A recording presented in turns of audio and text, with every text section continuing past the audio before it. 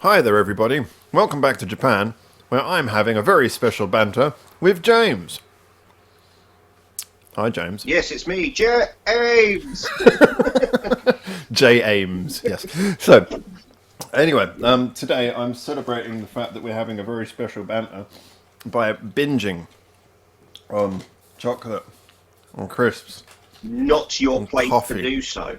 Well, I thought it It's was. not your place to do so. I find it's very good to get in the mindset of my guests. Plus, of course, eating is required for existence. So, yeah. In a way, that actually makes your position on this channel much more important than mine. I'm just talking about entertainment. You're talking about the very sustenance required for life to be maintained. Although I'm sure that there are other ways to live than special edition burgers. Nonetheless, it must be said that for anyone who is... Oh, shit. Oh, no, I shouldn't have said it. In my mind. For anyone who's maybe not as familiar, obviously we've been doing the music reviews for quite a while. But James also has been doing, actually mostly this year, wasn't it? It was really from this year you started doing the food reviews for this channel. Yeah. Well, I started. I started practicing last year, around this time last year, I think. No, well, We or actually after. recorded a lot of them In the last year. Cardboard Palace. Yeah. Yeah, I started flying, but I've been filming food reviews more or less a little bit. I've been trying it for years, like a little bit here and there, and then never really got the know-how to edit the footage or use it in any way. So I've got like a large backlog of like awkward footage of stuff. Like sometimes when the binges come up on YouTube, it will say like, oh, Sapporo 2018 or something from like 2 years ago. And then trying to structure it and film it properly. Trying to film it and structure it properly. We were doing it in the Cobley Palace, and I'm almost finished editing a video from the Cardboard Palace now, and you can see how awkward and stunted my presentation is. Well, I think in a nice way, because like most of this year... Sorry, James has got his own separate producer. Yeah, yeah. The master of scrunching noises. Yeah. That's all right. I can't hear them above the sound of your brain whirring. So, yeah, the interesting thing is, though, is that, like you say, most of this year's output has been like a collage, really, of stuff that we've done over, like, Yeah. best part of 3 years, actually. I've been doing a little bit here and there More for or a while. less. But I've really enjoyed it. Yeah. Although of course having the World Tour Wednesdays does do a good job of booting me into forcing a regular content, which is great because I've got the short deadline. I've got like about 20 minutes to half an hour in between getting to the shop and then opening the shop on a Monday morning to film something quickly, and then I'll have Tuesday to edit. Yeah. Well, I've really enjoyed the edits, though. I think they're looking really good. I know that you were sort of getting really first time into doing it when we first started posting these, but now they're looking like really, just really good. And they're really sort of cool. They're always fun. They're always funny. They're always enjoyable to watch. Even for someone like me who's looking at it going, what on earth is he eating? It still is entertaining to see you enjoying what on earth you're eating. And talking of that, Not quite old boy levels of live octopus.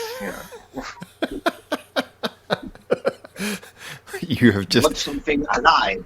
you've given me such a great idea for World Tour Wednesday. James comes with me to Korea. Eat that.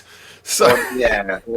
There's that part in Venom from like a couple of years ago where oh, he the goes around the restaurant. lobsters. This is dead. No. Oh, this I definitely want to see. Well, I think that Yeah. The lobsters. I know that there was a lot of comments that a lot of the stuff you've been eating is obviously stuff that you've been kind of looking for, stuff that you wanted to eat. I think there have been a lot of comments of people suggesting things as well for you. So I certainly with like the idea that next time you're out here, we'll maybe subject you to some things that you probably Yeah. wouldn't choose for yourself. Getting hold of stuff is quite hard, and then one of the suggestions we had was Japanese restaurants and Japanese eateries in the UK. So the unfortunate thing about that is that they're quite expensive usually. So during our dine out to help out scheme in this country that we had, I went to Coco Ichibanya in London and I filmed a bunch of footage there. Sometimes it's hard to film in the middle of a restaurant when when other people are there and they're trying to enjoy themselves and you're doing the whole blogger thing. Yeah. Like, hey guys, look at me! I'm in this restaurant, and everyone's just like.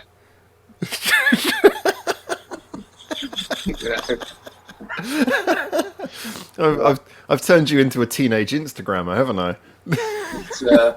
I did. Because it's a lot of footage. Because you've got the intro, and then you want to try and intersperse a lot of different footage of the outside, and then the food and your reaction. So I do have eventually Coco Ichibanya in London coming up.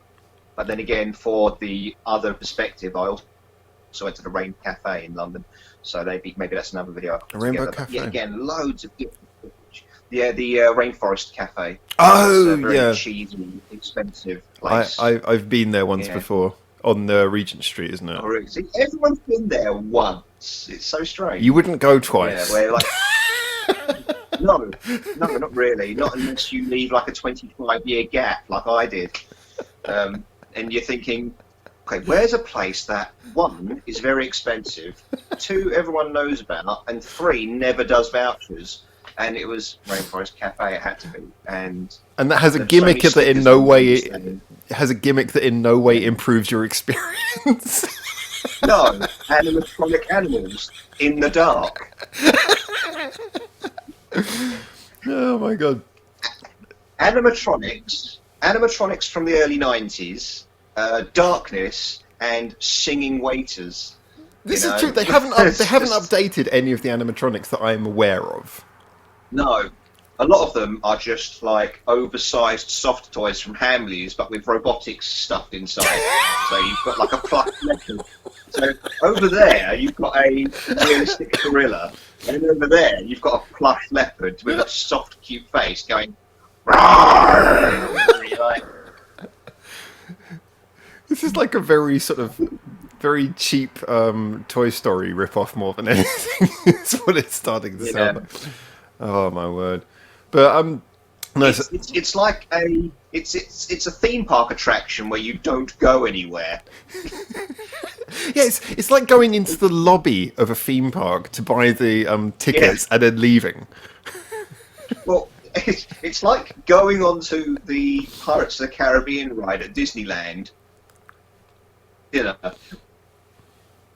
on your lap. Well, wait, hold up. That froze for a second there, and all I got was it's like going into the Pirates of the Caribbean Disney ride. Pause on your lap. On your lap. Okay. I didn't hear what was in the middle. It's like going onto the Pirates of the Caribbean ride at Disneyland, but with a 3-course dinner on your lap. Oh man, you're making me snot up now. Wipe nose. You're trying to eat, and then you try to eat, and then an animatronic goes off and makes a noise. So you're like, it's the genuine rainforest experience in that you feel threatened when you're trying to consume food.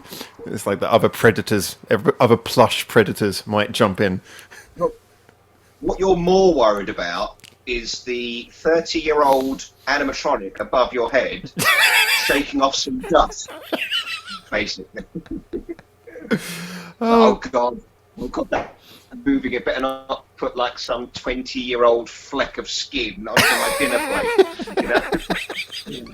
Is this your? Can I just ask? Is this how your Yelp review is going to look? Yeah, exactly.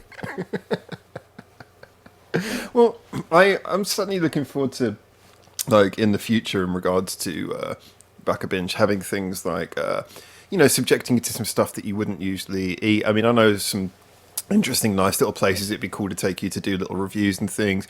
Some food that maybe you wouldn't usually have. We could give you like a natto challenge just to really screw with you. Yeah, because the only time I've eaten natto was at a curry house, and I had it with a cheeseburger on rice with curry sauce. Ah. So that's the only time I've had natto. I mean, just to clarify for anyone, I'm assuming quite a lot of people do know, but for those who don't know, natto is generally considered to be a dish that it kind of separates the natives from the non-natives, and that usually most Japanese people can eat it, and most non-Japanese people look at it and go, no. And when you eat it sounds like the sort of thing I have to force myself to like. It's Japanese Marmite, basically. I mean, it's nothing like Marmite, but the effect is the same. Only people from the country of origin have any idea why it is being consumed as food. So, yeah. Lumpy old cheese flavour. If you spell it in English, it's Natto, just in case anyone wants to Google it. Yeah. It's a good thing that we're not fans of, like, Icelandic culture then, because then we'd have to try and get ourselves acclimatised to, like, rotten old fermented fish. I'd heard about it. Yeah. I actually kind of almost want to try that just because it sounds like something that... I don't know, it just sounds like something that could be better than it... I don't know. Or it's probably an even better thing that we're not fans of, like, Chinese culture, because then we'd have to get used to those half-developed baby ducks in the eggs. I remember... China. Perfect time for the camera to freeze Sir, again. like Huey, Dewey, or Louie. I remember seeing the Carl Pilkington thing when he was in China, and just he was looking at people eating street food and his reactions to that, and I thought it's genuinely true. As much as you don't want to say it, when you see a lot of the things that are eaten as Chinese street food, it's because Taiwanese street food looks really appetizing. I tend to find, Yeah, but Chinese street food, it doesn't look so appetizing. So, but you never know till you eat Japanese it. Street food. Sorry? Oh yeah. The thing with Japanese street food is it seems more sensible. It's a banana and chocolate. It's a banana and chocolate. Yeah, and they're like, because Japanese street food is like, look, we can throw this bit away. Watch. And like, oh, this bit would taste better if we cooked it. You know what I mean? Are you insinuating that there's basically more effort to actually make it food? Yeah, that's right. I think if anyone doesn't know, like Japanese street food, I guess the most common ones, Japanese street food tends to be more what you get at a matsuri, because matsuris are the main time you have street food, so like a local festival. Yakisoba, where they do like fried soba, fried noodles, that's a great one. There's always someone selling bananas covered in chocolate. That's a really popular one as well. Lots of people doing like karage, chicken karage, basically like fried chicken balls. If you haven't had fried chicken in Japan, I promise you, fried chicken in Japan is the best fried chicken in the world. # no bias, but Yeah. it's true. And yeah, so I mean, it's not like, I guess it's not as a diverse a thing from, at least from my experience, as it is in other countries. Japanese tend to be most of the diversity of food is in like the little local restaurants and stuff and the little local eating holes. But they do have street food here. It's just I don't think it's as much of a street food country because people don't walk and eat, do they? It's not a walking, eating kind of culture. No. Good answer. They tell you that. There's so much.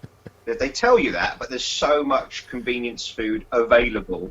And it's like, here's a street store. Here's a convenience store. Buy some of this, but don't eat it anywhere. Yeah. They'll even heat it up for you in the microwave, but that's just so that it's hot when you run home. So now run to your front door. I do like that convenience stores in Japan generally do have a seating area, even if it's just like a bar with like 3 stalls, because at least you can sit down and eat. Yeah. We don't get that over here. No, I don't trust people to sit down in this country, in the UK. They don't trust people to sit down and then like go afterwards. I think also there would be one of the big differences in Japan. Obviously, in the convenience store you have like the bins, recycling and everything, and people take their stuff and they put it in the right recycling bins and leave. But I think if, even England, I hate to say it, but even with the bins right there, people would still just leave their rubbish on the table thing and walk out, I think. That's right. Ruin it themselves. Very true. Yeah. But yeah, so I think that it's an interesting cultural difference. But yeah, street food as a general, like you say, if you get your convenience store food heated up, it's either so you can eat it in there on the little bar thing, or so that, because convenience stores are everywhere, you probably went to the one near to your house, so you can just take it straight round to your house and eat it at home. And when it comes to matsuris, that's the only time when people walk and eat, but you have to eat within the matsuri area. If you leave the matsuri, if you leave the festival, and you're still eating, people will be like, what kind of rebellious, narcissistic madness is this? So, yeah, I don't think you can quite... selfish prickoo. Love if you were Japanese and you knew the word prick, but for some reason couldn't pronounce it enough that you added ooh on the end. So, anyway, before we get started with today's big topic that people will know from the title of this video, just wanted to quickly point out me and James are working on something else, which hopefully will be coming quite soon. We haven't worked out the exact format of it yet, but as a lot of people know, on the previous channel, before everything got closed down and we had to restart, we pretty much covered a lot of the big name stuff like Bandmade, Baby Metal, a lot of these tracks that were a big thing. And I'm a great believer that the channel is a genuine thing. I don't want to fake things for views. Most of those videos are gone now. We've got some of them saved, but a lot of it's archived. It's problematic to re-upload it. So for the sake of the fans, some of them who obviously didn't find the channel subsequently and stuff like that, we wanted to dive back into that and have a bit of fun. And the method by which we decided to do that is James, bless him, is going to listen to some of the stuff that I think was popular with our fans before, but that they can't get to see on the channel. But we're going to do it in a slightly different format. Now, the details of this we're still working out, but the idea is that I will basically present a video of James reacting to these things, and I will insert my thoughts as someone who's now much more familiar with the music than I was before. So you'll get James's initial reactions as someone who ignorant. That's the extreme word. Ignorant. Well, I think James is sort of... We said before that when you were doing music reviews before, one of the things is you felt like it wasn't really your thing. I know that you have opinions on the music, but it's not something that you so easily articulate because you're just someone who likes music. It's not a technical thing for you. Yeah, I cannot analyze with I cannot analyze with knowledge a forefront. I'm glad that we mentioned the Carl Pilkington thing. I feel like we're doing Idiot Abroad, but with music.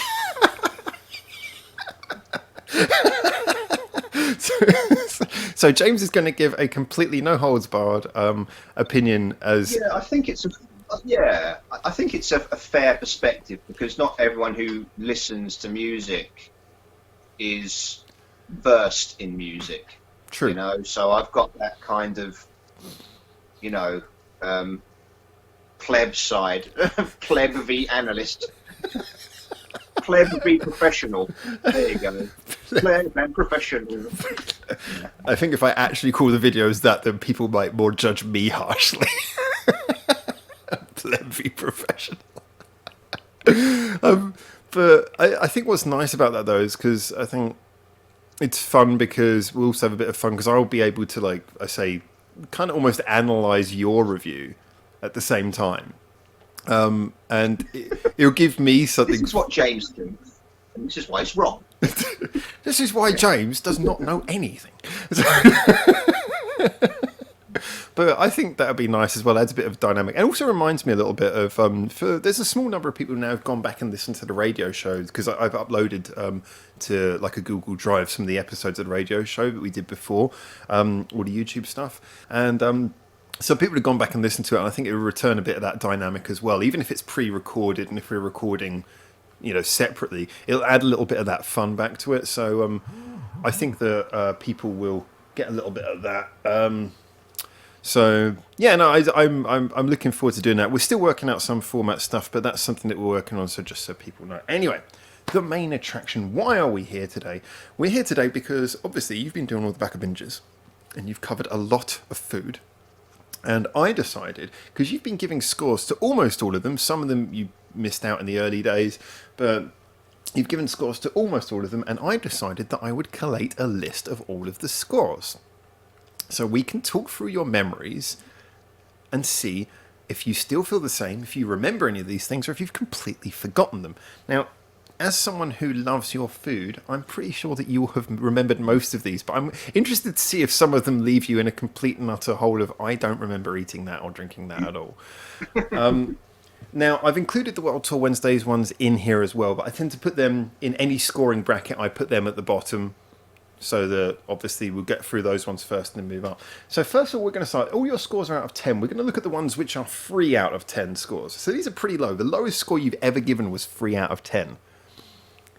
Now that's an angry face. Okay. And I should point out the highest score you've ever given is 8 out of 10. So you've never given lower than 3 or higher than 8. That's right. That's right. I've got my higher echelons of great food. I don't want to undersell my peak when it comes. You're preparing for extreme excitement. So let's start with 3 out of 10 though here. The first one, this is a fairly recent one. This is the Polish Nestle Lion Bar Wild Limited Edition.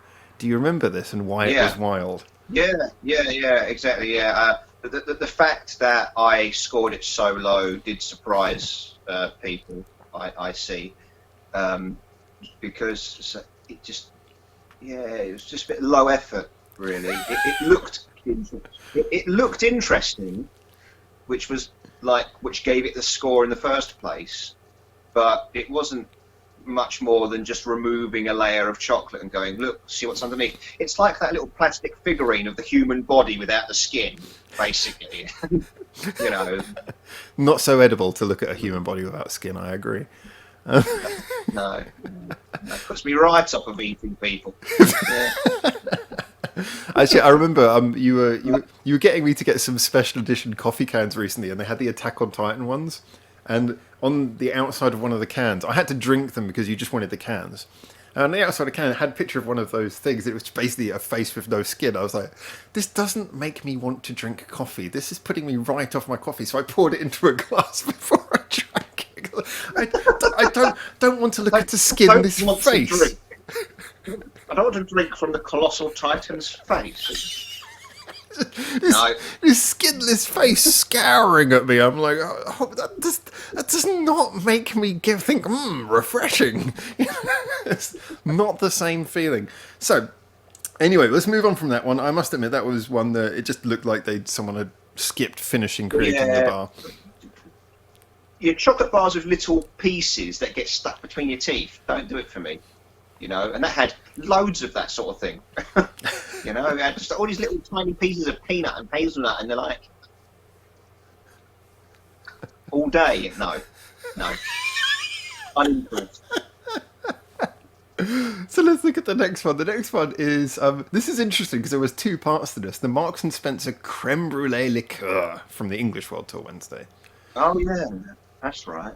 It was kind of like a Christmassy. Yeah, you said at Christmas you'd have given it 6, but I couldn't. Christmas is only one day out of 365, so I gave it the 3 out of 10 score you otherwise. It's a season. Christmas is a season. It's not just one day. And then someone recommended you mixed it with coffee, and you did a separate video, but you didn't score that. You just went, "It's good." It's good, yeah. Also, I did get recommended to do a third, which was to put it on ice cream, but the thing is my freezer is so full all the time that I've never had the room to buy a tub of ice cream, but I do have ice cream now. I've got a tiny little tub of Carte d'Or. Do you still have the creme brulee? You still have the creme? Yes, I've got a little bit left. So we might all get a sequel, might get a follow-up. But that's kids. Might get a part 3. That's how you know you're talking to a professional, though. Cream. His freezer has never got enough room even for a little thing of ice cream. That's how you know you're talking to a seasoned professional. Seasoned pepper all over him. So, next one. Eating professional. Next one, again, World Tour Wednesday, again, 3 out of 10. Rubicon Street Drinks. Nimbu Pani Indian Lemonade. Oh, yeah, that's the things with all the street drinks. They they've all got like seeds and herbs in them, of some sort. And that's fine because they're kind of cultural and historical, so they've made the best out of what they've got. Yeah. And it just goes to show how boring we are in this country, because, well, historically, around the world, said, oh, we've got these herbs and we've got these seeds, let's mix them in. And in this country, we're like, here's an orange, here's an apple, here's a lemon, apple squeeze orange. them in. Yeah, exactly. So, but then again, this is why our country, along with France, went and like took over the rest of the planet, is because they've got spices and we're tired of our boring food. So that's why saffron's so expensive. Technology Because, beats you know, spices, but spices make life happier. Exactly. So yeah, you look at like our historical drinks, apple juice, and then you go, you know, to other countries and they go, well, we've put rose and hibiscus and pomegranate. You don't have those, do you, England? You just got orchards. You even had to fly. You even had to get oranges from somewhere else. Yeah. Dear world, anyone for Guinness and Marmite, and maybe a side dish of haggis? It's like, the world is not impressed. So, with that said, we'll move on to another 3 out of 10. Now, this one quite surprised me. This one you did in the airport. This was the 7-Eleven Sakura Dorayaki. I think you did this one in the airport. Sakura Dorayaki. Oh, yeah. What a surprise. Because I really wanted to, from it.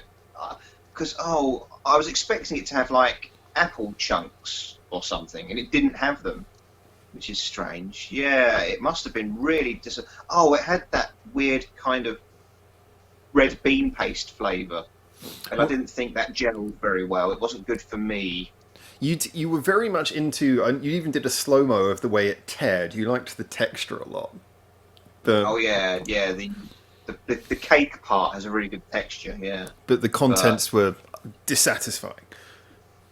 No, yeah, they didn't do it for me. I bet they'd probably love it in Japan, where they're just red bean crazy. All right, let's move on to the 4 out of 10s. We've got back into the World Tour Wednesdays, obviously, because like I said, the bottom of each bracket will do the World Tour Wednesdays first. I'm probably going to pronounce this wrong, because it's Italian World Tour Wednesday. Bacchi Ruby Perugina. Perugina. Yeah, so like the Baci sweets, the Baci chocolates. I think they're really popular at Christmas. Then again, for some reason, we like importing things from other parts of Europe during Christmas. I know that Christmas, the way that we celebrate Christmas in the West and now in Japan and other parts of the world, but it's mostly derived from Germanic tradition, really. You know, the way that Christmas is all German. So Christmas trees. I don't know why that sort of... Yeah, I don't know why that all dribbled out to Italy as well, because we get panettone at Christmas, and that's really popular. But these Baci chocolates are quite popular as well, and they're like a less offensive version of Ferrero Rocher. Less offensive from the outside.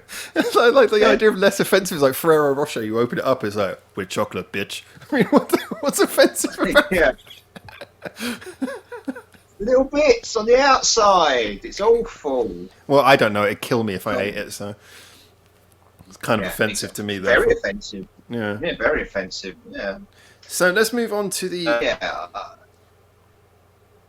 yeah. Sorry, well, you froze. Further on the Baci, so now I can go back to TK Maxx, and they've got loads of worldwide food, so I might be able to source products without panicking so much every week. TK Maxx have worldwide... So TK Maxx, at least from... I mean, TK Maxx was only occurring in the UK a few years before I left the UK. And okay. I thought they were a clothes shop. Primarily, yeah, clothes, but they also do... I used to go there to get my shoes, and but they also sometimes have food as well. So, well, yeah, I used to go, oh, shoes, what's in my size? And there's a red sticker on the bottom, which means it's like £5. So, Nice. Yeah, I always wear through shoes pretty quickly, so that's why I used to go to TK Maxx. So I used to spend as little as possible on them. And then, The one place yeah, you can get Dr. Martens and Dr. Pepper at the same time. yeah. But it's usually pasta. They usually do weird shaped and coloured pasta in TK Maxx, but that doesn't really appeal to me because it's pasta. How different can it taste?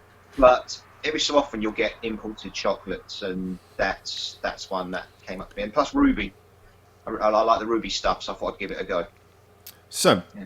let's move on from that to this is an Australian World Tour Wednesday. This is the Cadbury with Moro chocolate bar. Yeah, yeah. See, Australian stuff is really expensive, and this year, around now-ish, actually, the 2 weeks I've just taken off work, I was planning on going to Australia. I was planning to go to Australia, pick up loads of chocolate and stuff, and and bring it back and consume, but that didn't work out. But eventually, the plan is to go to Australia because Cadbury in Australia is a completely different kettle of fish to what it is over here in the UK where it's from. You get so many bar brands and so many ranges in Australia that you don't get in the UK, and I really wanted to try them. And I've had opportunities to buy them before, like from candy stores in the US, but even there they're like $3.50 a bar, or over here they're £2.50 a bar, and I'm thinking, and that's for the little ones. I was like, I can't justify it. I'll just wait, and then the opportunity came up to get a large bar for a decent price, and yeah, it looked like an interesting combination of textures and flavors, and then it was okay. But I would have it again. I definitely get if the opportunity came up, because Moro was supposed to be like a Mars bar. And as you might remember, I did that whole breakdown of the names and the brands. I was really shocked by link that. to I each was really other. surprised by Yeah. that. I didn't know that was the case. So, Was that in America a Mars bar is a Milky Way? yes. It's just so weird. So Why? the Why? the same, the same construction of the bar. So in Australia, Moro, in the UK, Mars, and in America, Milky Way. It's the same bar. Same basic construction. You have a Milky Way in the UK, which is like a totally different thing from a Mars bar, and is notably more milky. Is notably more milky as well. Anyway, because in America it's Three Musketeers. I suppose people didn't care who the Three Musketeers were in the UK, and that's why they didn't bother. Like, I'm not sure that they care more about history in America, in all fairness. well, it's literature, isn't it? Yeah, it's literature rather than French history, literature. isn't it? Yeah. So And Robert yeah. Dumas. It's historic literature. Yeah, that's weird. Actually, I didn't know. So let's look at the next one. The next one really offended me that you gave this 4 out of 10, and so I can't forgive you for this. This is the Sapporo Strawberry Red Wine Cocktail. You gave that a 4 out of 10. It wasn't that bad. It's got wine flavours. Yeah, but you don't like wine. Wine flavours. You don't like wine. Exactly. So you were complaining that it doesn't taste like something you don't like. No. It tasted a bit like rosé, I think. It has a bit of a rosé thing. I gave it a go, and it didn't appeal to my taste buds. Sorry, but we don't allow subjective opinions around here. But we did review some amazing chew highs, which I'm yet to compile all the footage for and then put the video together for. Do you have that? Was that? They had those blueberry jam one. That's it, the jam flavoured ones. You can still get them here actually, but they're kind of seasonal, so they're only like half a year you can get them, but they're still available here, even in Nagano. But they were fantastic. Well, I was trying to look for a stock image of the strawberry, of the can, of the red wine. I was looking for like 20 minutes. I still couldn't find a image of. So that's why I had to use like a cropped image of my hand holding the can up, because that's the only image of that can. But while I was searching for it, because if I don't find anything in English, I search in like Japanese. And I did notice that from that jam series of chew highs, they did bring out a strawberry one at some point. That came up in the image search. So Yeah, no, I'm sure we had the strawberry one. I hope we both had that together because that's a really good one. I might have to ask you to compile to save cans of chew high for me. I think, especially if more of those jam ones comes out this season. I found the image of it. It was this one, I believe. That one, yeah, that was good. If they bring out that series again this year, oh, there it is. Yeah. Yeah. Yeah, if you find any more of those, then yeah, I'll definitely take like a couple of cans of those each. I know it's going to be really expensive to ship them over. They're very cheap to buy. They're only 110 yen each. Yeah, But yeah, definitely worth the money to ship over because they are absolutely brilliant. I'm looking forward. If you've got the video of us reviewing those, I'm looking forward to seeing your score on those. But for now, we have to move on to the Mega Black Cocoa Black Pepper Curry. Wow, that's quite a name. Oh yes. I think I got the price wrong for those because I think I said it cost about 250 yen, but when I looked it up on the website, it said it was 130 yen, so it must be incredible value for that size. Yeah, that's actually pretty impressive. Yeah. I don't think I paid 130 yen, but still, that was quite big.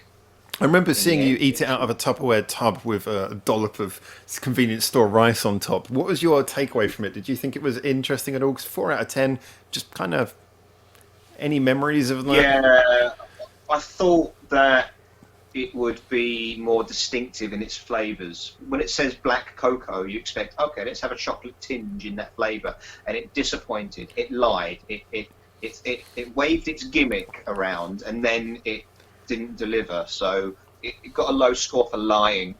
So, yeah, you just kind of looked bored when you were eating it. Pepper. So what about the Shiratama Sakura Latte? I was quite low energy. I was not at 100%, so everything was a struggle. You needed charging. But what about the Shiratama Sakura Latte, therefore? Oh yeah, because I thought that would be more of a milky coffee kind of flavour, or but it was tea. It was like a tea flavour, and it had like tapioca or something in it as well. So that was all sorts of unexpected. It was just a barrage of unexpected flavours, and not in a good way. I was like, ugh, ugh. Everything just. Each taste was disgustingly different and shocking. Yeah. Well, this next one's a bit interesting because I'm kind of intrigued at what you thought of this. This is something of a variant on a very popular Japanese drink, which is Asahi have the Mitsuya cider. Everyone knows that if you've been to Japan. But you had the pink lemonade variant, and you gave that 4 out of 10. Do you remember that one? Or is it just sort of too bland to stick in your memory? Yeah, I think because for me, it wasn't a new and exciting flavour. I'd had pink grapefruit before, and I like it. And I was just trying to think, how does this compare to my favourite pink lemonade, which is the Lucozade one? And it didn't measure up.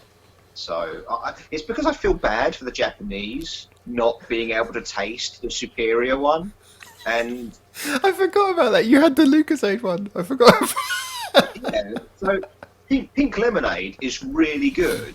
And here's the chance for the Japanese to enjoy it, and then it comes out as this kind of bland They don't know what they could be getting. You know, I mean, I've heard this sometimes with people who say this about things that are just, if you like, different taste profile. Do you think that the Japanese one is just designed more for a Japanese palate?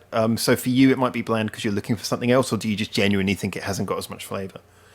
No, I think if the developers of that drink had tasted what we've got in the Lucozade one, they would probably try and emulate that, because they are into bold flavours. So you think it was actually just a lack of research? Well, yeah, because like red bean is really bland, but people love it out there. So they're into subtle flavours as well. But they've got such a wide palette of flavours in Japan. They can go from subtle, we'll enjoy that, like red bean, and to these extreme flavors, like extremely sweet jam flavored Chuhai, and they can enjoy that as well. Yeah. So I think they can sort of handle anything really across the whole flavor gamut in Japan. So yeah, it's just, I suppose they didn't know any better. They didn't know that it can be done better. But then again, that's my personal favorite anyway. So maybe other people would have liked it, because if you do grapefruit, you can take it in the very sour direction. You know, you've got that opportunity. So yeah, it depends what people like. So It's next, just, we're for gonna me, I had a favourite. It didn't. next we're gonna jump into two products. Both got 4 out of 10. One of them I tried with you, and one of them you tried later. Now these were both the, as I'll say it the way that we pronounced it, the fuckera burgers. Now the first one we had was the fuckera cheeseburger, and then you had on your own the fuckera teriyaki cabbage mayo burger. Yeah. These basically are just the 100 yen burgers. They're very small. You get them from the convenience store. They heat them up in there if you want, and then They're come actually out. quite big. They're actually quite wide, actually. They're really big. I guess they're not super small. Because if you go to, say, 7-Eleven or convenience stores, you can get those, the cheeseburger in the red paper. Yeah. And they're really, that where the bread gets really tough around the edges when you microwave them. Yeah, those. And then you get the Fukuoka burgers, which are huge. They're like hand-sized. Well. But then again, we shared one, and meat was still done. I just want to cover before we say that okay, they are probably of reasonable size for something that you get from a convenience store. We are not talking about anything like the size that you'd get from buying in a restaurant or probably even a fast food place. These are still significantly smaller than that, but for 100 yen, I think we could agree it's a decent price for 100 yen. They're very wide. They are very wide. I found these Fukuoka burgers. They were Fukuoka and big. They were, but very thin as well. Yeah. Oh yeah, the meat was very thin, but the bun was huge. Well, I guess this is the big thing, is that for me, if you're going to have a burger, then the burger is the main part of the burger. The bread is just kind of like, it's the frame on the painting. Well, I do like that they've established a brand with different variations. I like, you know, seeing it on the shelf and going, there's a new Fukuoka burger out. There's one I haven't tried. I think they've given it its own website now. Oh, really? Because they're by Yamazaki Pan. Okay. And yeah. I was looking up their website the other day to get images for the upcoming video that we both filmed on the street. Yes. The lunch pack one. So I was looking at their website, and I noticed that there's a section for Fukuoka burger. And I do like the fact they put that in Romanji on the big front of the packet as well. So yeah, I do like that they've come up with a standardized packaging, and they've come up with a standardized sort of base, the burger and the bun, and now they've come up with different variations on it. But you gave both of them 4 out of 10. Yeah, and even though they are kind of naff, I do look forward to trying the next one. Because I think it's the meat. I think the meat lets it down. I think it's probably a composite of different materials rather than just 100% beef. I tend to find the whole thing for me was kind of like the bread, the meat, all of it. It was kind of like none of it was disgusting, but none of it was particularly appetizing. It was just kind of the whole thing felt fairly passable. I like the fact that I'm getting YouTube comments appearing in front of the screen. Sorry, anyone who's watching that. Someone's comment just got them famous. So let's move the window up a bit so that hopefully doesn't happen again. I do like that even if they are a 4 out of 10, I'm like, okay, let's try again next time. I think for a burger, all right, you go away, improve, and come back. I feel I might find a Fukuoka burger alone. If anything's 100 yen, I think it suddenly earns that position where you kind of give it the benefit of doubt because it's 100 yen. You're like, I want you to do well because you're 100 yen, and if you put out anything good, it justifies this entire experience. So let's move on to especially if it's available. Yeah, especially if it's available long term and it's available nationwide. Yeah. So if which I the Fukuoka burger is.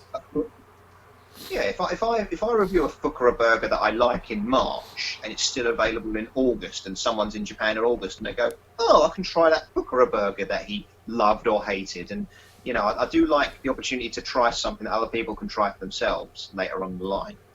But also I do like waving my limited editions in their face and go, ha ha, this. So I'm getting more But comments then now again, it appearing makes in me front of my doubly sad face. where I come from. So I'm getting more comments appearing in front of my face, and it's people asking me to review things I've already reviewed. This is what happens when the channel has to restart, guys.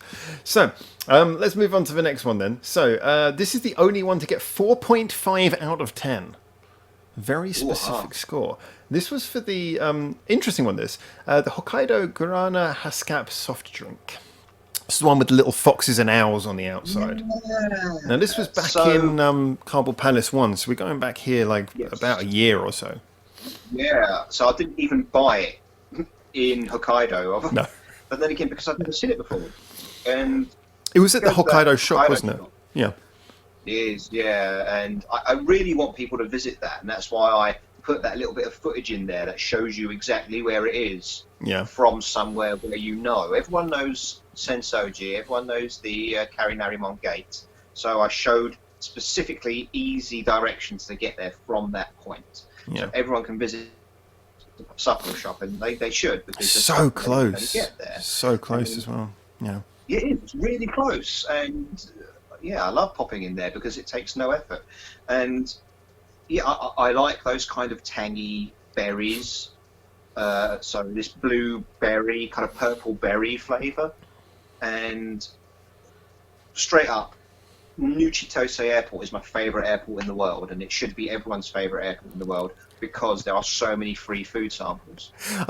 So many. I like it for the fact that it's so convenient, it's so quick, it's so easy, and it has like a nice sort of easy walk through between the various levels. You love it from a purely commercial level. So the two of us, I think we've covered all bases. It is the best airport in the world. The thing is, if you don't know that shopping centre is there, you could easily go in there at the airport and never know it exists. So I was like, I went through and I found it. I was like, oh my god, there's a huge shopping centre here. That's so strange. Yeah, it's kind of. I think this is the problem, is that the ease of access to the airport, it's not so much that it's hidden, it's just the airport has very easy access. I mean, the minute you come out the gates, you can get straight outside. Everything's very available. The bus stops are all around all of the exits and everything, and the station has multiple entrances all the way through the airport. So it's just that you can leave so quickly. But in actuality, I think, I mean, if you're walking around for more than 2 or 3 minutes, you will stumble across some entrance into that whole the thing is, the only way to get in is at the very end, upstairs. So you have to be on the second floor in Japanese. You have to be on the second floor because it's the second one. Sorry, in this country, the first floor is the ground floor. Sorry, no, in this country, I forgot about that. No, in this country, you got ground and then first. Yeah. What? How's it the first if it's the second one you get to? Anyway, both of them make sense in my opinion. Like either the first constructed floor or the first floor, as in So I appreciate both. Make sense. Both make sense.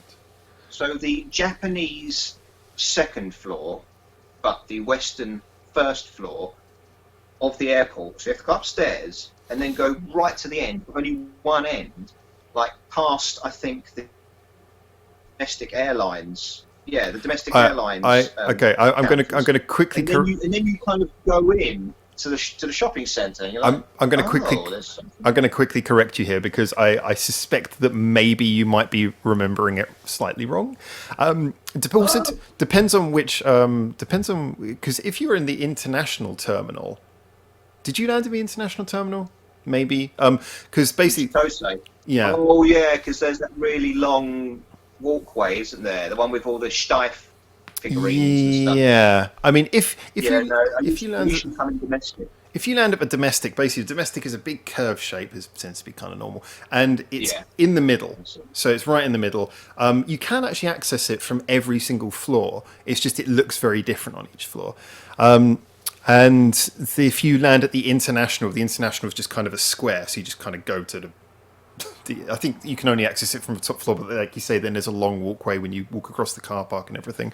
But yeah, you have to be right in the middle of the terminal to actually get to it. But once you're there, it's a fairly big facade, and whichever floor you're on, there'll be some kind of entrance.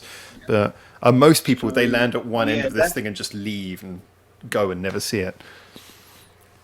Well, that shopping centre, with all of its amazing free samples of food, there's Yeah. usually a little shop that is based on haskell, the little berries, and they've got these amazing little. Depends what they're selling at the time, but sometimes they've had tarts and chocolates and little samples of other little things. And yeah, I really liked that. So when I saw they did a soft drink based on this berry, I had to have it. So Can you say I love the Candace nine can you say the word chocolate? chocolate, chocolate. So, I wanted to share that with the world. Um, I think I know the shop you mean, but anyway, like you say, if you go around, it's that area. Like I think it's downstairs. There's that area where everyone's always giving out the samples. I think it's downstairs, or it might be You upstairs. must have the cheesecake. You have to have the Yeah, what's it called? But there are there's ones with little frozen little freezers, and they've got these little tiny spoons with bits of like souffle cheesecake, and it's the best, the best cheesecake. I'm inclined This, to this agree. one time, well, we bought one of these cheesecakes, and they put it in the polystyrene, and they put the freezer bags along it, and we bought it once as a carry-on because sometimes I'll buy it and I'll buy extra like freezer packs and I'll put it in my luggage and it'll go straight in the freezer when I get home. This one time we bought it on carry-on and we ate the whole thing on the plane. We ate the whole thing, and this is like a rich, thick, like that thick, I would have that loved. thick cheesecake, and we just sat there on the plane. We got it down from the overhead and we ate it. Sorry, I just love to be the person who's sitting like across from you. Just, oh God, they're going to finish it. Oh, they're eating the whole. Because It's when we've gone. got it, and when it's in the freezer at home, 'cause it's so rich, we usually like take a while to finish it. We usually have like an eighth, at a time. So we'll finish it in 4 sittings and finish the whole thing. When you talk about cake, it It's sounds sick. like drugs. Got an eighth Yeah. of cheesecake. Take an eighth. So let's move on to the 5 out of 10s now. We're slowly getting there. I love the fact there's a story for each one of these. So we'll start with there's only one World Tour Wednesday in the 5 out of 10s, and that's the Rubicon Street Drinks Mexican Agua Fresca. Agua Fresca. Agua Fresca? Agua fresca. That was the watermelon kind of flavoured one, I think. Yeah, so definitely middle of the road, that one. It was better than I expected. I expected it would get a 4, so that was probably a bit better. See, those street drinks were quite good. They were really creative, and I haven't seen anything that's quite like them since. So it's nice to get something that kind of pops out at you and says, "Oh, this is a regular brand that you're from. This is Rubicon, but they brought out these experimental little drinks." So yeah, I was glad to try 'em. Experiment. Yeah, so that one, that one was fine. As I say, 5 out of 10, middle of the road. Can't say nay Yeah, or yay. a lot of these are sort of, yeah, we're now into that territory before we get onto the good ones of the sort of stuff that was just kind of unamazing. So let's move on to another one, which was the surprise, because this is a flavour that both you and I like, although I've never had this drink. We both like yuzu. And you had the Hitachino Nest Yuzu Ginger Non-Ale. See, that scored higher than I thought because it tasted a bit like ale when I don't like beer, so that did a bit better. But I gave Yuzu it and a ale chance because seems a yuzu- bit weird, yeah. Well, I suppose they're really getting into these IPAs, and IPAs are always sort of based on citrus fruits. So, they are often associated with citrus fruits. So this one is not a surprise, but yuzu is a hard flavour to get in the UK, so I definitely wanted to try it. But Is it's there a premium. reason why yuzu is hard to get in the UK? Just out of interest. Can you think of any reason? It's just unusual, isn't it? Just It's not in high commonplace. demand. Yeah. No, it's specialist. Do you think it would take off if it was? Time I tried. Maybe. I mean, you do get it in luxury brands. You do get like yuzu ice cream flavors from like those small batch suppliers that you've never heard of, and then you see them in Waitrose and places like that, or Whole Food Market, or Lawson Natural, rather than Lawson. So. So you just weren't impressed by the mixture of flavours with this one, though? Well, say the ale took me out, but the yuzu brought me back in. Yeah. And the first time I had yuzu was on a Japan Airlines flight back in 2005. And they do their Sky Time drinks. And I always have the most unusual thing on the menu. I always try to go with the thing that I've never tried. So you had the list of drinks you liked, and this was the only one which seemed different to me. Oh, Yuzu Sky Time exclusive to Japan Airlines. So I'll have that, please. And it was amazing. I remember when we were in Sapporo, there was that little yuzu shop, and it had just baskets of yuzu everywhere, and the yuzu juice was not cheap, but I think I bought one anyway. Yeah. And unfortunately, the only flavour of Mount Rainier coffee I'm ever going to miss over the past few years is the yuzu one, because I I mean, missed it. I love using yuzu flavoring in cooking as well. I mean, it's great on fish as well. If you put yuzu on, like if you're doing like a steamed salmon and you put yuzu on it, it's amazing. It's it's a great flavor. It's definitely one I'd recommend. If you think of it as being something which is a bit too classy and only appears in classy products, see if you can maybe import it for like cooking flavor or something, or maybe just something yuzu flavored and give yourself a bit of an experience with that. Next one I want to move on to, again 5 out of 10, is the Japanese Shake Shake Cream. Do you remember the Shake Shake Cream? Shake Shake Cream. I thought I'd love that, and maybe if I tried it again, I'd like it even more. I love the all caps and all exclamation marks name. Shake, Shake Cream! And It's like an order.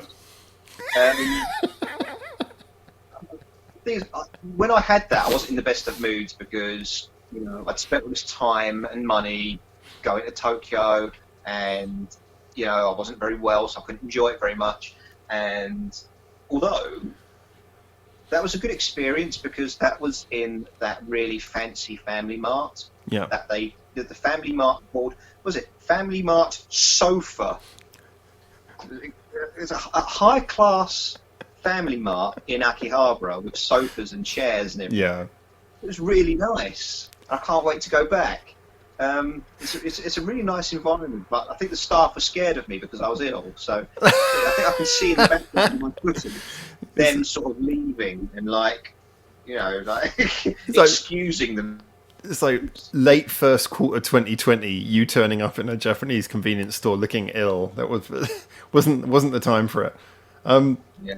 So, but Shake Shake Cream, good. I think I've had a different flavour one of those since. I think I might have had a caramel one. But Shake Shake Cream, I should love it. I mean, whenever I order a fancy coffee, I always order the cream on top. So I should have loved that, but it was just something about the flavour must have been not rancid. Good for me. But having that much cream and gobbling it off the top of your latte is one thing. I do get you that, gobbling it off. Gobbling the cream off the top.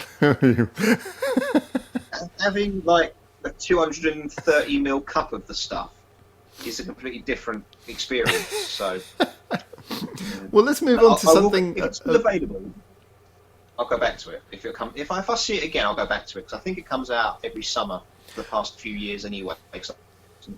We're going to move on to something here, which is probably we're getting into some of the more notable name brand stuff here. Now, this one is an interesting one. This was the KFC Tsukimi Moon Viewing Burger. You gave this a 5 out of 10. I remember you were a bit disappointed by it, in all fairness. Yeah, I think it could have done better. Now, the thing is, KFC have a tendency to bring out limited edition items in Japan which don't include the herbs and spices, which is a massive disappointment when it comes to it. Like, there's a... So you mean they don't taste like KFC, is what you're kind of saying? Yeah, so one of the things that I was excited to try years ago was the KFC salmon. And I remember I got that in... I went to Shinagawa and got that. But it was just battered salmon. It didn't have, like, the KFC spices in the batter. It was just battered salmon. I mean, did they try and spice it into a different flavour? Because I can understand if they're trying to go for a different combination of flavours, or do you mean they just didn't really season it at all? No, it was just battered salmon. Sounds And it's the lazy. same with the well, there's this famous Kenta Don, which is like Kentucky Donburi, and you can only get it in certain branches. So we went to the one at Tokyo Skytree to try the Kenta Don, and it was just chicken tempura on rice. It didn't have the KFC. It wasn't even the KFC chicken on rice. It was just battered chicken on rice, and that was disappointing. So this was Sorry, just kind of like I a more I gotta throw in a real niche comment here. Kentadon does sound a lot like Bish on rice. Bish music on rice. If you get it, you right, get it. Carry on. Um, um, Kentacrodon. brand new KFC shit. um, That's what they should be calling it. Yeah. um, so, of course, Tsukimi moon viewing season. It's a big marketing opportunity in Japan, and McDonald's seem to on every year and do something new with it. KFC brought that there. I think they brought it out again this year without much difference either, and it was just. I don't think it even had a different sauce in it. It was just lettuce and mayonnaise or something. There was something really disappointing about this burger, unfortunately. Yeah, it must have deserved its It seems score. to me that KFC can get really creative. I think that KFC as a general, it seems that their core product is really good, but it's quite an old recipe that I'm sure they've toyed with a bit, but it's basically an old recipe. And it seems that subsequently, all the inspiration that was behind the original recipe perhaps is not there in the company anymore. So you've got people trying to come up with new imitations that are just, they don't have the creativity that was behind the original core product. No, well, I had that amazing, for the same season, for the Tsukimi season years ago, they did this incredible wrap, and it was KFC. It was a wrap. I just had this image that the staff started rapping at you. Did this Right. amazing rap. So many syllables packed into one verse. Oh, but it was KFC, and it had this really good onsen egg, really good soft-boiled egg in there. It had nori and everything. It was like one of the best KFC items I've ever had. But for other creativity, I remember in Sapporo I once had this KFC bulgogi wrap, and it had like Korean spiced beef. Well, bulgogi is like very, very Korean. You go to Korea and it's everywhere. Everything has got bulgogi flavour. Yeah, so I had a KFC bulgogi wrap once. That was good.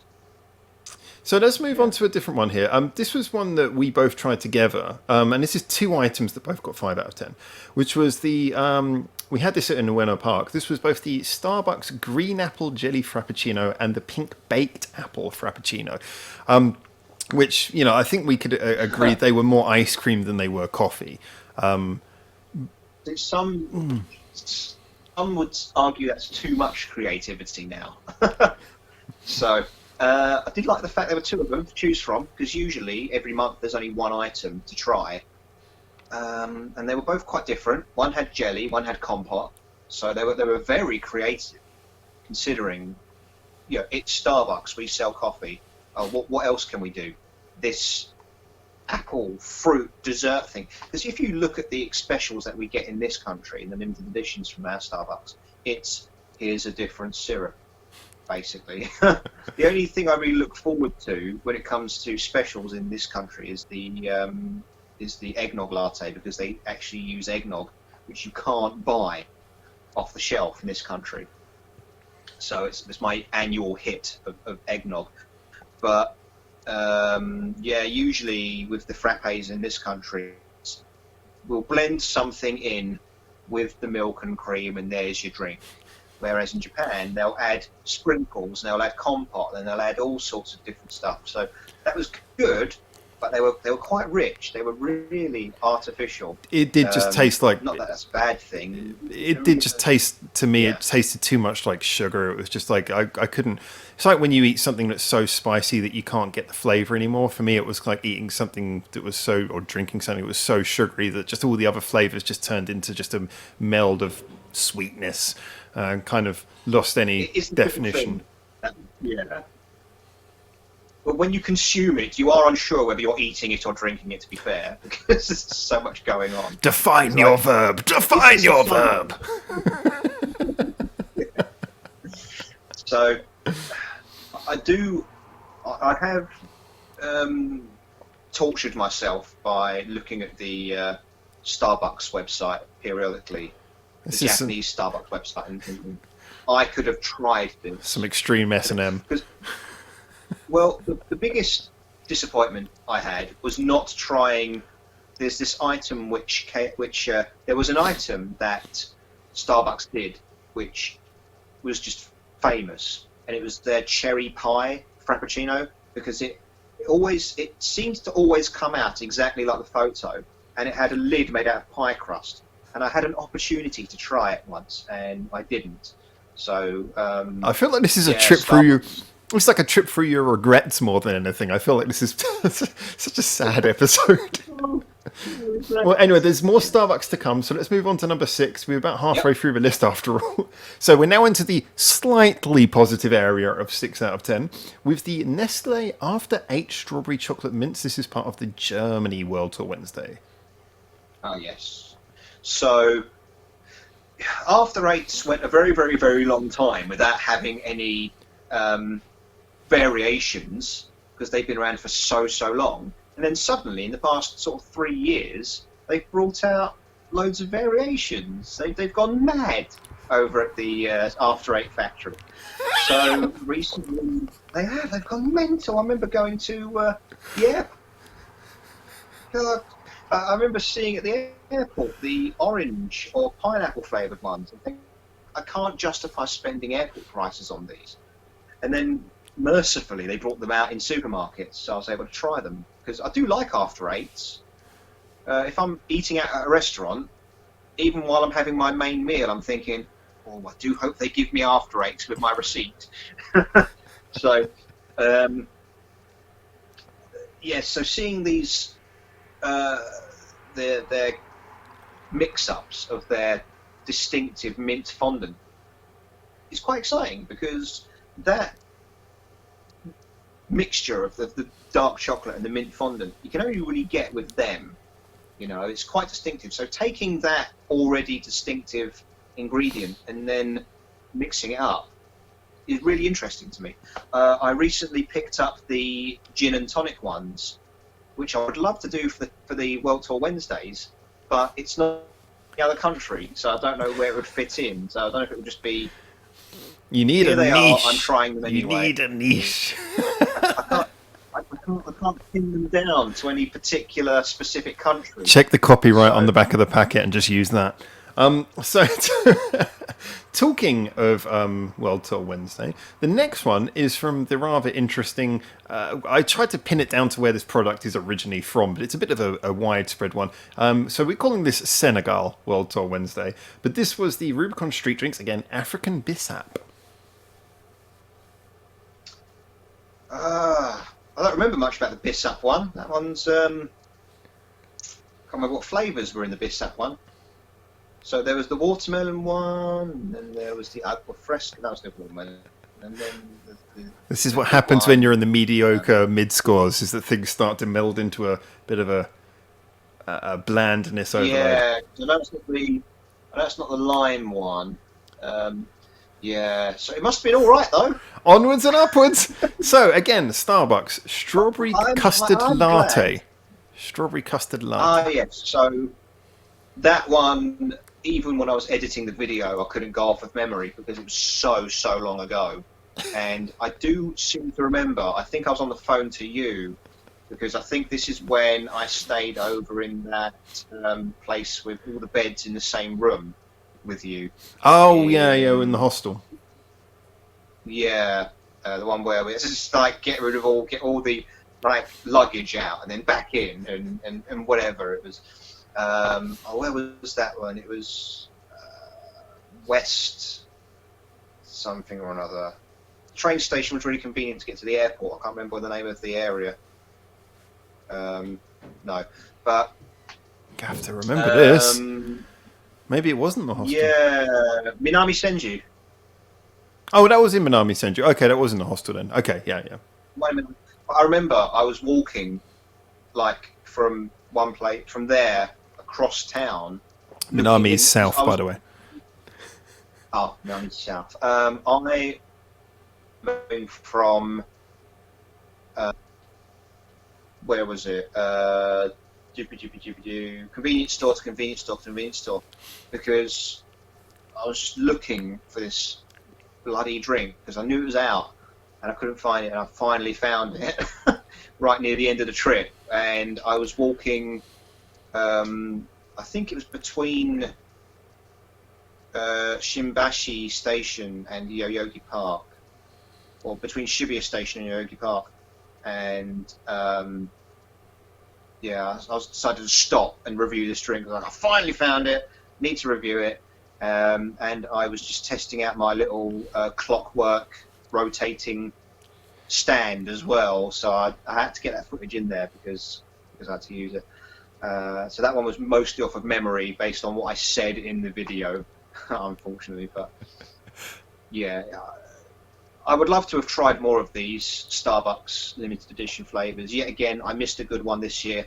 I missed the baked lemon flavor. Well, let's stop focusing on your losses. I feel like I'm causing you pain. I'm so sorry. So what about the Black Thunder Ice Chocolate Ice Cream Bar? Ah, yes, Black Thunder. Yeah. See, that one also invokes bad memories because I remember that we. James's pain list. It is because always worrying about someone stealing your laundry, because we put the stuff in the laundromat and said, look, the machine finishes in 20 minutes. We've got to be there. Yeah. When the machine times out, we've got to be there. It's like, either in case someone takes your stuff or someone else is impatiently waiting to use the machine. So we had a very small window of time, and I was like, oh look, ice cream, Black Thunder ice cream, I'll get that. And then like, look, I'm trying to review this thing, and the only place we could sit down was this like shrine / park, and all the time I'm like, here's the ice cream, and you're like, that's too loud. Oh, okay. Here's the ice cream. It's like, look, we can't be here reviewing ice cream.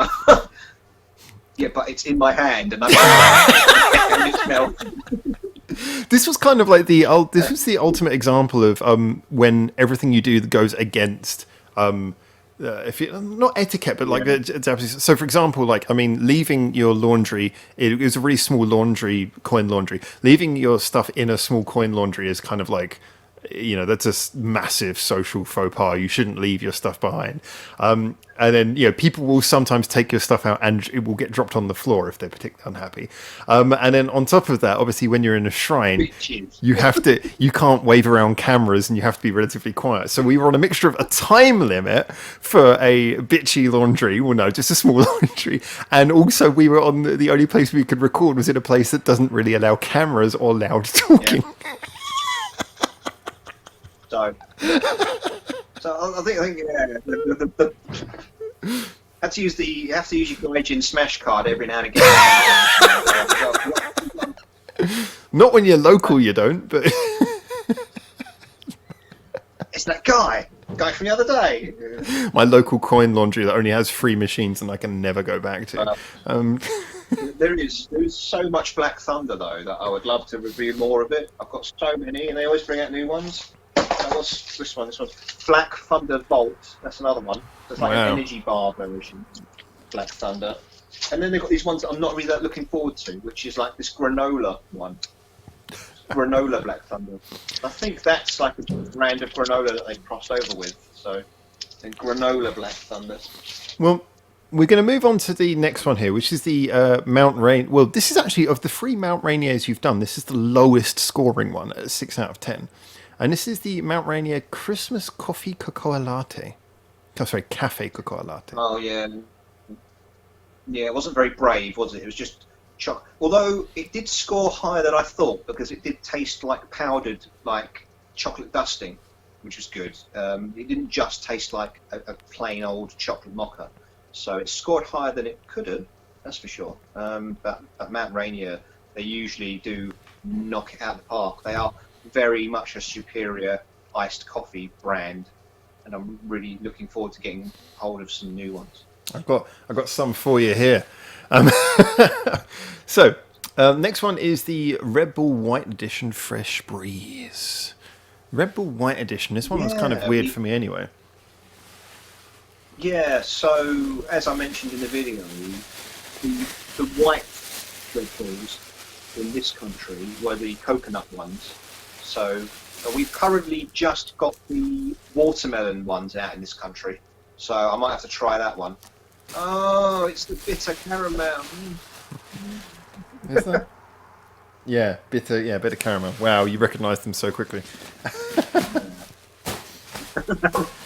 So, I mean, but yeah, it was nice to get that white peach flavour. It was nice to try a flavour of Red Bull that you can't get. Like if I'm on holiday anywhere and I see a Red Bull that I don't recognise, then I'll get it. Like in America, I think it was the blue acai berry flavour one I tried. So that was good. And I think there was one in France as well that I tried that I didn't get anywhere else either. So yeah, Red Bull's one of those things that you've got to test whether it's got that distinctive Red Bull flavour mixed with whatever flavour they claim is there on the can. So I do like to give those a go every now and again. well, the next one is this is really probably one of the most standardised Japanese drinks. This is such a commonplace one. You gave it 6 out of 10, which is fair, just above average, and that's Calpis Soda. Yeah, so I did spot these two different cans, Calpis Soda written in English like you normally get, and then in Romanji, and then one with all katakana. So, oh well, they're only small cans, so I don't like filling myself up with gallons of liquid. But these were just small enough that I could try them both and not put myself through any inconvenience. Well, you gave the Calpis water 7. So the water got 7 and the Yes. soda got 6. Yeah, I don't drink carbonated stuff that often, so when I do, it hits stronger. I agree. I think the soda's too carbonated. And also they're yogurt flavoured, so who wants fizzy yogurt? Obviously the Japanese do, but I think the still yogurt drink was far superior. And, if you're in Japan, you need your Calpis. Well, you need to try it. You need to try Calpis. I know that Kieran at the moment are doing a 9% like yogurt flavoured Chuhai. I think it's been around for a few months now. I think it's become part of the standard range. Actually, it's really good. I was quite surprised. It's kind of fizzy, but it was really good. I'll have to have one of those. Yeah, we'll Yeah, give that a go as well. Give that a go as well. Just before we move on to all the 7s, like Calpis water, I'll just give you the last for 6 out of 10s was I love the name of this, Meiji Black Energy Curry for Men. It's very sexist curry. Sexist curry. Well, if you give it to a woman, they might explode. So, specially formulated. I love how you nicely calmed down the issue there by making it more sexist. Women, they can't handle man energy. The energy goes straight to the male organ, which women don't have. So It just sounds like it's just going to come straight out the front. Yeah, exactly. It'll give them a dent where it should be. So I guess that's the review. Yeah. Exactly. That's why men should. Yeah, there's that. Those little packets of vitamins you can get. The Well Woman. So men shouldn't take those. They shouldn't. Blow your thing off. So I didn't really get much energy out of it. I wonder if it's one of those things where you're supposed to take it daily to feel any effects after a month. It's a subscription service. I think I know what effects you would get from having curry every day for a month. I think I can tell what effects one would get.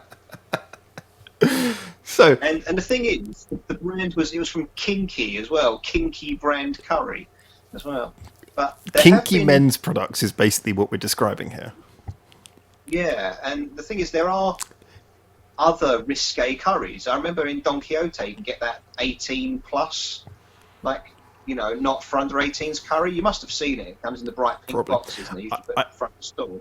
In bright pink boxes, perfect. I don't usually go into Don Quixote that much, except for when I'm kind of getting stuff for you. So, but they're very expensive. I don't know what they're supposed to do. I think they're supposed to maybe make you explode in like sexual fervour. Well, that's what we can try together next time you're here. Yeah, we've got to invest in it though. It's so expensive. It's like 1,500 yen for a box or something. It's so expensive. I mean, share a curry. Maybe it's not that expensive, but but we might end up too engorged with sexual desire. So be safe. We have to bring some female company as well, just to make sure that nothing bad happens. So.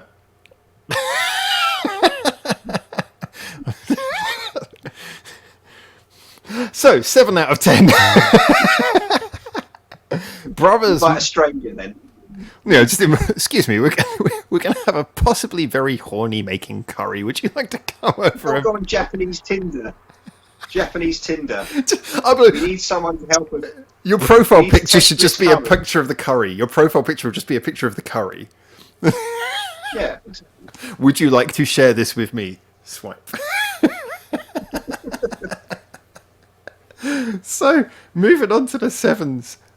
So, Marshmallow, Brothers Marshmallow English Cider from the English World Tour Wednesday.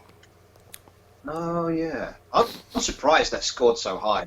I'm going to have to check out Brothers and see what else they've got out, because usually in the autumn they bring out their toffee apple flavour. I don't know if it's worth me... I don't feel like reviewing the toffee apple one, because in this country it's been out for years and it's such a standard. But the worldwide audience might not be familiar with it. James only likes reviewing stuff that you can't get. Yeah. So I'm judging it by my British standards of what's common here and what isn't. It's very unfair of me, but yeah, I'm surprised. I do drink cider every now and again, and to see this English marshmallow flavour, that was really appealing. So yeah, what can I say? It's. Look at the full review for full thoughts on that, but it's crazy, isn't it? There's a couple more World Tour Wednesdays in the 7 out of 10. I mean, one of them was the Indonesian Pepsi Blue, which we had Pepsi Blue together in Japan, but you had the Indonesian one. Was there anything special about that? Or do you just like Pepsi Blue? Picked up the Pepsi Blue that I took to try with you was the one that I picked up in the stopover in China. So it's probably the same one that I tried. Right. You got an Indonesian one in China, didn't you?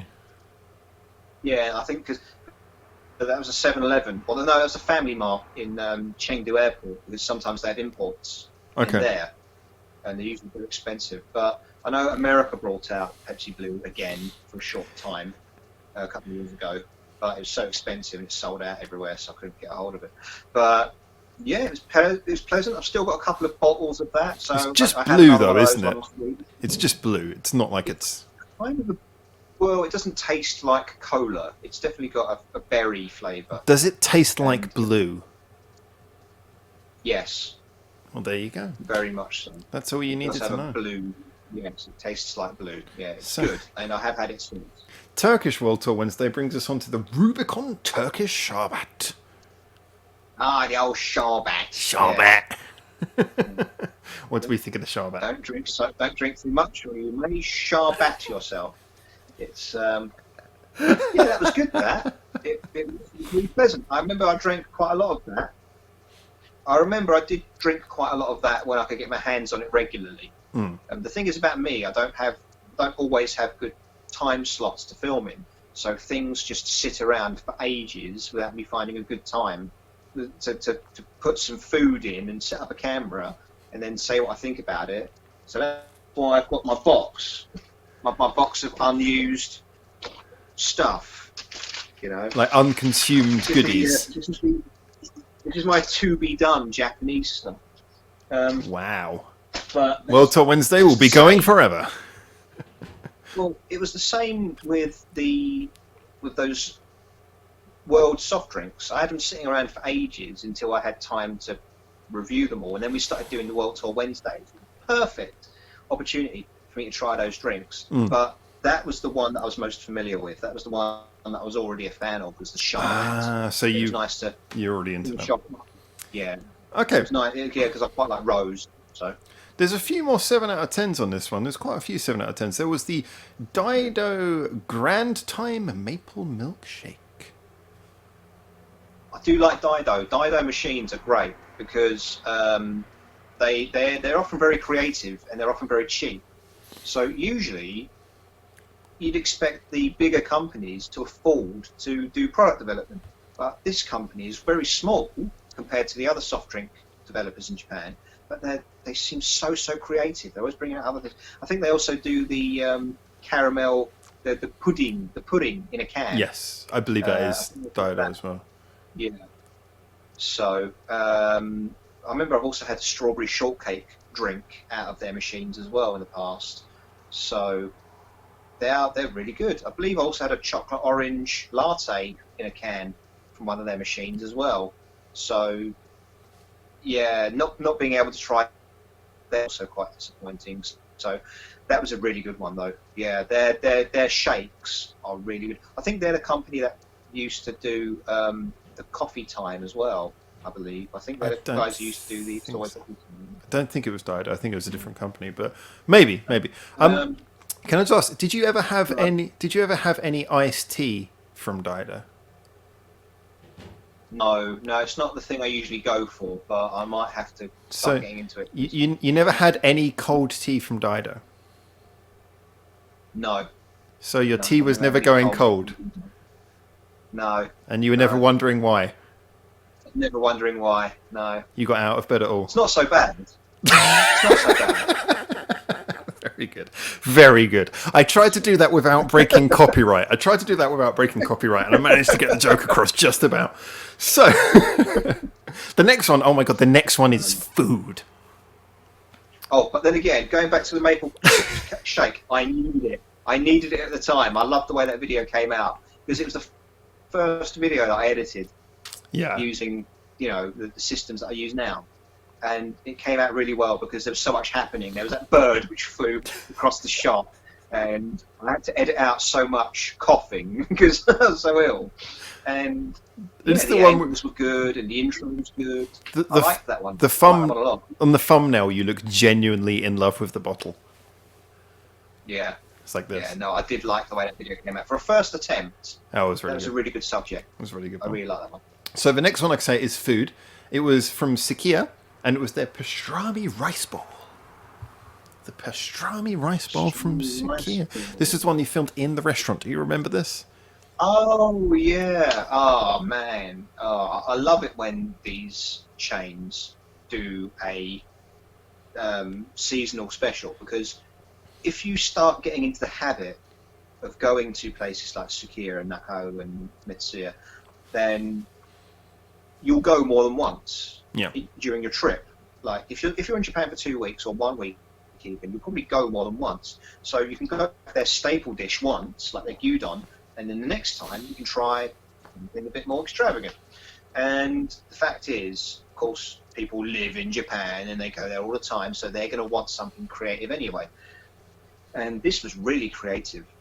That was a really good dish, using an unusual texture and flavour of meat that you don't normally get in Japan, and try and introduce it to the Americans, and try and introduce that to the Japanese.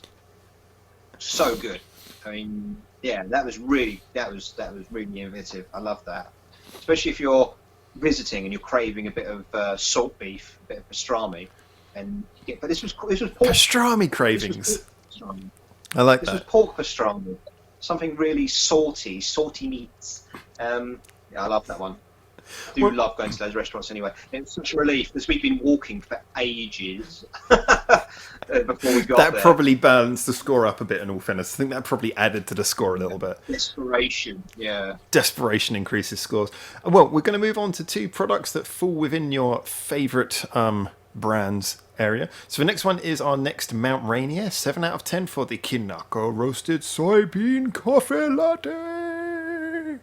Do you remember? Yeah, that got a good score for being way better than I thought it was going to be. That was a genuinely scary one to go for, and that was part of their. Why? Kinako?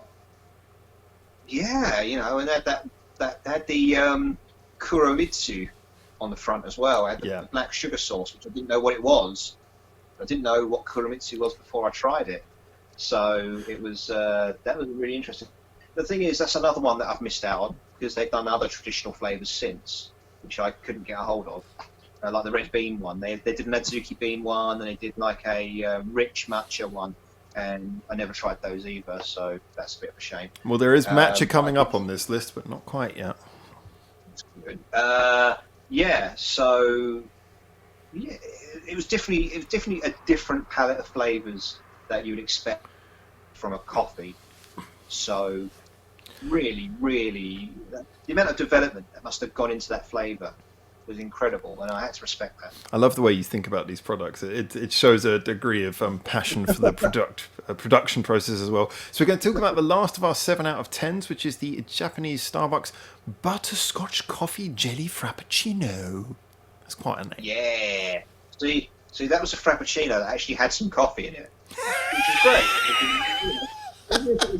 That doesn't happen in Starbucks much. No, exactly. And even though it was in the fact of and the texture and the flavour, those rich sort of dark jelly chunks was pretty good, and it really complemented it. That yet again, it was just a success, of engineering, of beverage engineering. That was definitely a feat.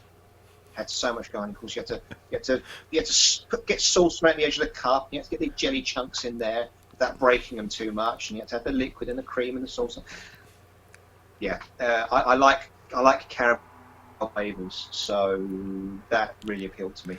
That was really good. That's a nice one. I've never been such a caramel person myself, so it's kind of nice to hear you enjoying that. The next one is And I our caught it.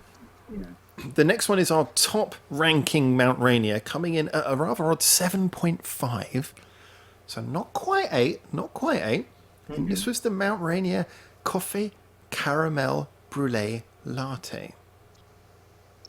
Yes, because of course that one I was trying to when I was in my Kaikatsu booth.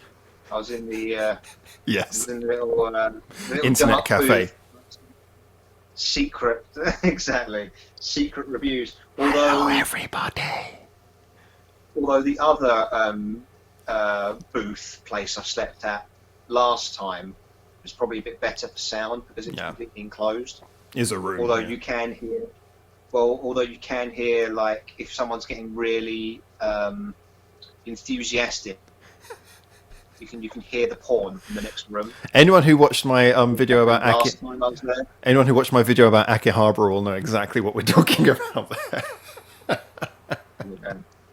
So sometimes you can hear it, and the next one's like, "Oh, what are they watching?" It's like, I did a lot of reviews in those places previously, and I learned very much how to get the microphone directional so you weren't hearing anything from the side walls. Because occasionally you hear stuff you don't want to. But anyway, so you were reviewing the caramel brulee latte.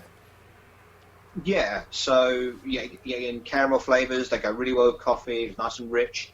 I'm gonna have to see how this next one that you're sending me is gonna compare to that one because they're both kind of caramel flavors, and they bring out a caramel one every year anyway. I've had other caramel ones, but I don't think that one tops my upcoming one, which I think is the maple. I think last year's Halloween maple latte they brought out. That was good. So remember, I did that one in Crystal Palace. Well, it's time for the big top 3. That's right. These 3 all got into 8 out of 10 territory. Only one of them is World Tour Wednesday, so we'll start with the World Tour Wednesday, and that was the Canadian Kit Kat Coffee Ganache. Oh yeah, that was really good. Because Ganache. coffee flavors, they usually make the coffee flavors too strong when they do these things. They either make it or too bitter. Usually they do coffee, it's too bitter, or it's really so weak you can barely taste coffee. This one was a nice balance, and the texture of the ganache was really good, and the thickness of the chocolate was right. It made it distinctive compared to Kit Kats, because you can also get the Kit Kat bar, Kit Kat Chunkies, and they're maybe a bit too much to go through. So the balance on those was great, but the bar is huge. So it'll probably be a while before I finish it. But it's a Still, definite recommender there. So if you like your coffee well, and you like your chocolate, then yeah, I was glad I could pick up something in Canada that would be recognisable to a lot of people, the Kit Kat brand, but also distinctive and unique to that country. So going to Canada itself wasn't great. We had limited time, and the weather was really bad. So, well, really, really bad, but the weather wasn't the most pleasant. It was so cold. So it was a nice way to finish that day trip to Canada. Just a day trip to Canada. So it was a nice way to finish it off. passing To pick through, up eh? something good. Yeah. So yeah, So it was a nice way to top it off. And I'd like to go back one day and pick up other Canadian exclusives. well, we've That got was a good way. your top two now, as in the ones that are from Japan. So there was no Yep. order given to which one's preferable, but we're going to see about this, okay? So these were your top two picks. First of all was the Japanese Haagen-Dazs Strawberry Brownie Parfait. Ah, yes. Well, ice cream's always a winner. That's the thing about ice cream. Ice cream's the only thing you cannot possibly import. It's this, you can import drinks, you can import chocolate, you can import all sorts, but you cannot import frozen treats. So that's the thing you really have to go for when you're in Japan. If you see something that appeals to you, you really should get it, even if your girlfriend tells you not to. So it's too cold outside. Producer. Oh. The amount of times I've seen a Haagen-Dazs, I'm like, oh, I should try that. And then Mrs. is like, it's too cold for ice cream. Is And it? you feel sad. Is it too cold for delicious? So the strawberry parfait, yeah, Haagen-Dazs are incredibly creative. Do you know what though? You wouldn't have to worry about importing dairy if you just bought a yogurt making machine. Anyway, so moving on.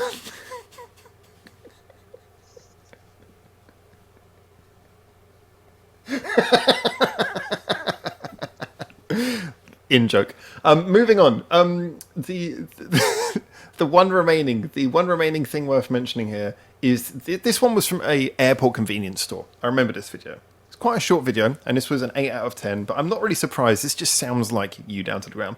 Was the convenience store Starbucks matcha macchiato? Yeah. Go. It's so surprising that something that sounds so plain, that sounds like such a general item, like, oh, it's a green tea coffee drink, got such a high score. But people do enjoy debasing Starbucks. It's like a hobby for some people. Yep. So, but their quality is good.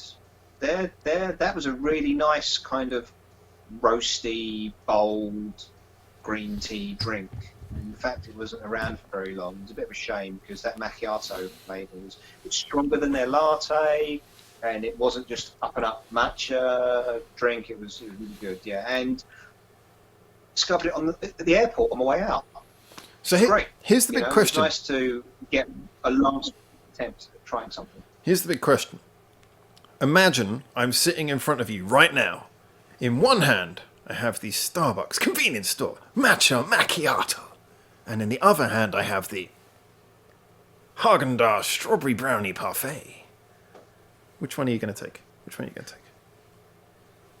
Go for the coffee. Yeah, go for the drink. Yeah. Oh, so Because I think at the current Haagen-Dazs moment... was good and had loads of different flavours in it, but I can always imagine, I can remember the flavour of that one. Whereas the other one, because there's so many other green tea drinks you're going to have,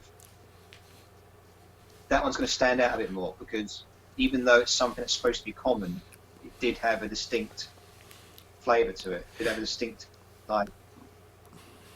character, and I really enjoyed that. The matcha macchiato is therefore our current leader. We'll have to have this. Whenever there's a draw for scores at the top, we're going to have to do this based on which one is the more timeless. And I think we can currently say that the matcha macchiato, therefore, is our current leader. So surprising, because I really thought that the Australian Morrow would score higher because it had so much that I would have enjoyed. Chocolate mousse, caramel, but no, it's that macchiato And drink being out my place. It's quite surprising. out of a pure exercise of nationalistic nature, we unfortunately can only allow a Japanese item to lead the leaderboard. Just because because that's the way that the channel works. Yeah. It would be wrong if we had a World Tour Wednesday there. Now I'm going to go drive my black van outside the Ueno station and shout into a bullhorn about how I don't believe in immigration. And then kick myself out of the country. So. Yeah, no, that's really interesting. It's been really great laying out the list and actually seeing these in order. I think also well, this is going to add a nice little extra element to the future World Tour Wednesdays, because we'll be able to see how everything slots into the list. Hopefully, on the social media side, I'll be able to start putting the list up and updating the list on our various social medias so that people can see stuff dropping into that list every now and then. And it gives you a bit of a framework so you can come back and look at your decisions and see how things measure up when you score them as well, which is nice. Gives you something to compare to when you're dropping in those final scores. I actually really enjoyed this. If people want to know what would be a 9 out of 10, what would be a 10 out of 10, it's a katsudon curry. With cheese. Katsudon curry with cheese, it's got your curry sauce, it's got your katsudon, it's got cheese. That's like a 9.5. I might actually. 10 out of 10 I know. I'm a big fan of katsudon, so I might actually take you to some of the katsudon places I know and give you a chance to do a katsudon showdown, just for a separate thing. We'll do katsudon showdown. Katsudon, oyakudon, what is it? TKG, Take Kage Gohan. Anything on rice, basically. You're a rice monster by the sound of it. I just can't get it right in this country. It's the way they do it in Japan. The consistency of rice, the way it's sticky, Yeah, that's true. but not wet, is so good. And there's just donburi, rice dishes. I remember this one time I had a ikaradon, which is just all little Fish eggs. Salmon eggs. Yeah. Yeah, the salmon eggs on rice, and that's so good. So, but if you're looking at something that's like a 9 out of 10, 10 out of 10, then that'll be it, like a breaded, deep fried. What's a 1 out of 10? 1 out of 10. Licorice. Surely that's where we access the minus numbers. Surely. There you go. Yeah. I once had really, really bad French toast at a Red Roof Inn in New Jersey, and that was a good 1 out of 10 as well. I couldn't eat it. Ow. Ooh. Yeah. Yeah. Well, I must say, like I said, I think this is really good, and I think also as well, it's nice to give some context to the backbenchers, because I've really enjoyed watching the videos, and I think for some people when they watch the videos, maybe it feels a bit disconnected because they're watching each particular item, but in this bigger context, it kind of brings everything together a little bit more, and people can see the larger framework of this massive taste adventure that you've undertaken.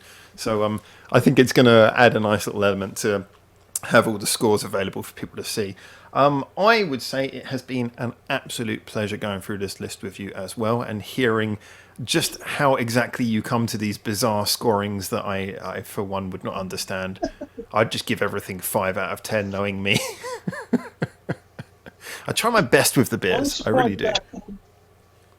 I'm surprised about a couple of things on there that weren't on that list. I don't know if they're on the old channel then, like the what was it, the Space Chocolate Apollo?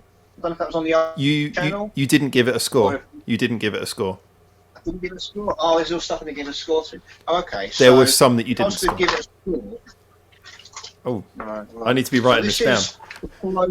Apollo Space Chocolate.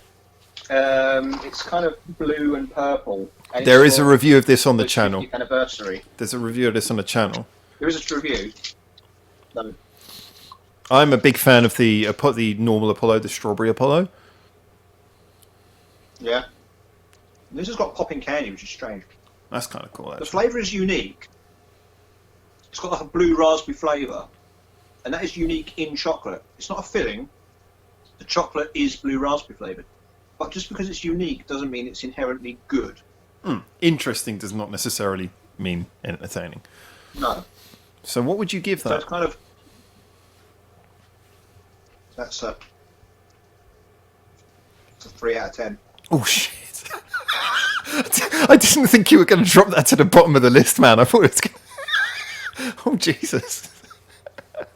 I mean, the flavours would be good in like a cream or a softer method, but in this kind of harder chocolate flavour. Wow, I was not expecting Yeah. it. So this is like down. That's why I haven't finished them. If I go to This put is it in not as my good as the mouth and I Fuckera go, burger. Wow. I would probably. I imagine I'd probably like it. I like most of the Apollo stuff that I've tried. Anything else you want to add to this while you're here? As well. Anything else you want? Anything else you want to add to the list while you're here? Um, Or are these all for future so- reviews? I've got some future stuff. I've got one coming up with these little bags of crisps you can get at the. Oh yeah. Actually, Oh my god, I know my opinion on those you. already. I know my opinion on those already. yeah. You haven't Because- eaten that yet, right, so I'm a not lot going of to say people- anything. A lot of these. Well, this is the only flavour I haven't had yet. I think it's like some sort of meat, potato. Fry. Okay, potato fry. Potato And fry. yeah, so it's some sort of like meat flavoured one. Can I have a quick usually look? these Can I have a quick you look get at like 3 or 4. You get like Calby? 3 or 4 large crisps It's Calby flavour. in each bag. Yeah. These have been like smashed around my luggage, so these are Believe me, not any- smashing them around in But- your luggage is not going to change the flavour of those things. No. So yeah, so there have been some really weird ones. I've got like Country Mom cookies. This is another one I might have done and not given a score to. I Country don't Mom. remember you doing Sweet those. potato cookies. We'll have to check, but I don't remember seeing that when I went through the episodes. I've got one left. Yeah, one left of these little sweet potato Well, you know what you got to do. cookies. You know what you got to do. Country Mom are so strange with their flavours sometimes. There you go. So it's supposed to be sweet potato and Cream. chocolate. They're Oh, very he's gonna- small, as you can see. He's going to do it now. Very small cookies. You can't see the chips. He's going to do it. He's going to do it. You can't see. You can't see the chips, so there aren't that many in there. I can't see any chips. Huh. Maybe it's just the res on the camera. Oh, there's one. I see There's one. one. One chip. A chocolate chip cookie, literally. No, Subtle.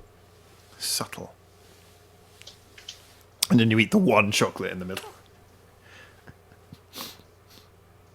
It's 4 kind out of 10. Ooh. The flavour's subtle, so it doesn't really overpower it. You don't go, here's your flavour. Suck on some flavour. I suppose it'd be better if they were fresh. If they were fresh, they'd probably be a bit chewier. But, okay, so 2 bonus reviews for you right there. Never letting you down. All right, guys. What I'm going to do is I'm going to wrap this one up for now by saying a big thank you to James. A big thank you to you for watching, as always. Like I said, well, remember, first of all, we've got those new videos coming up hopefully soon. There's going to be more. Oh, my God. Instagram James. There's going to be more of James doing, obviously, more backup binges coming up soon. Walter Wednesday's coming back soon. We're going to have James hopefully doing some reviews. We'll work out the format and add a little bit of that as well, which should be a bit of fun. The live chats, as always, will keep on going, and there will be more of the videos and music and the food and everything. So, as always, remember to comment if you feel like it.